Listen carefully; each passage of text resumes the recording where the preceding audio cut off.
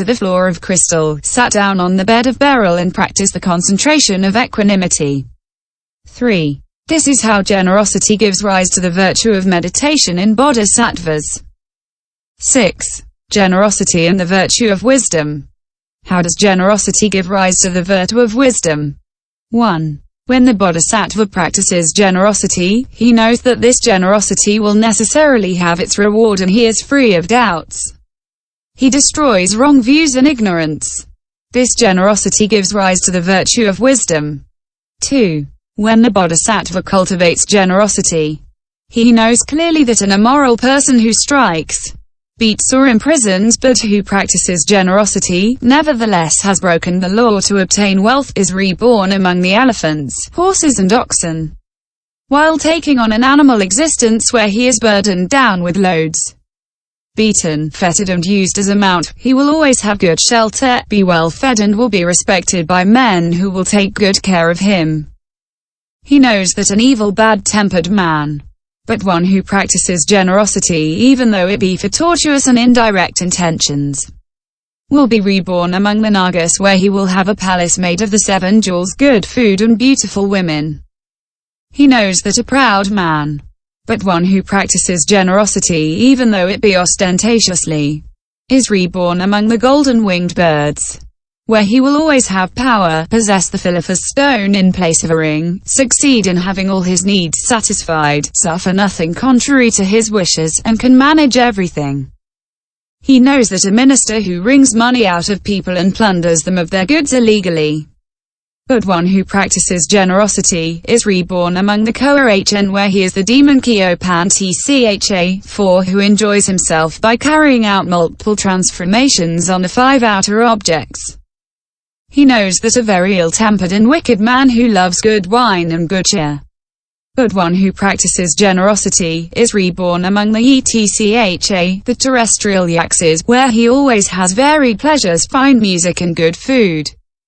He knows that an unfeeling and violent man, but one who satisfies by gifts his army, for example his chariot, his cavalry and his infantry, is reborn among the heavenly yaxes, 5 where he possesses great power and moves like the wind. He knows that a jealous man who loves to dispute but who can give fine houses, beds and seats, clothing and food, will be reborn among the yakshas who fly about in palaces and temples where they enjoy all kinds of pleasures and material advantages. That is what the bodhisattva knows completely when he cultivates generosity. Therefore, generosity gives rise to the virtue of wisdom in bodhisattvas. Furthermore, when one gives food, one obtains strength, beauty, long life, happiness and good servants. By giving clothing, from birth one knows modesty and honor, power, beauty and comfort of body and mind. By giving a house, one obtains a palace made of the 7 jewels, and one possesses the enjoyment of the 5 pleasurable objects automatically. By giving a well, a pool, a spring, water or any kind of juices, at birth one obtains freedom from hunger and thirst and the 5 pleasurable objects are assured. By giving a bridge, a ship or shoes, at birth one obtains a whole set of chariots and horses. By giving a pleasure garden, one gets to be an eminent servant of refuge for all, and one receives one's share of beauty of body, joyous mind and freedom from sadness. These are the various benefits obtained by generosity in human existences.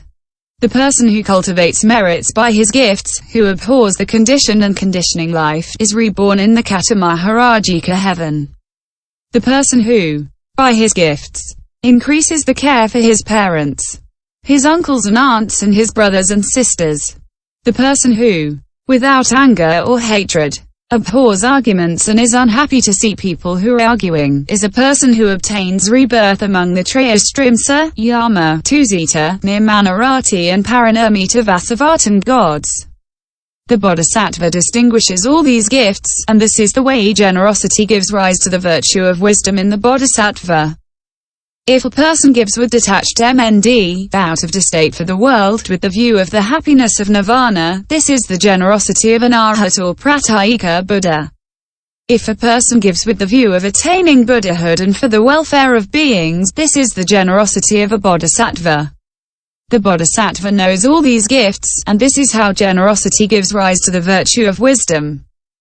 4. Moreover, when the bodhisattva gives, he reflects on the true nature of the three elements of the gift, namely, the donor, the recipient and the gift given, as has been said above.